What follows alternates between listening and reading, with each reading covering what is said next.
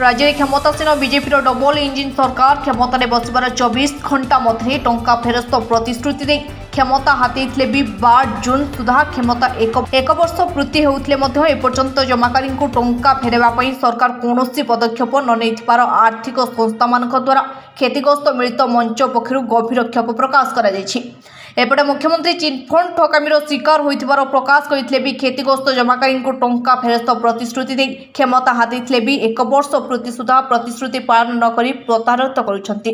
अवश्य बीजेपी राज्य सभापति दुईथर सांबादिक सम्मेलन कर छोट बड़ समस्त जमाकारी टंका फेरस्त देवार प्रतिश्रुति को बारंबार हाथी सरकार एपर्यंत कौन पदक्षेप नेबा विडंबना अटे।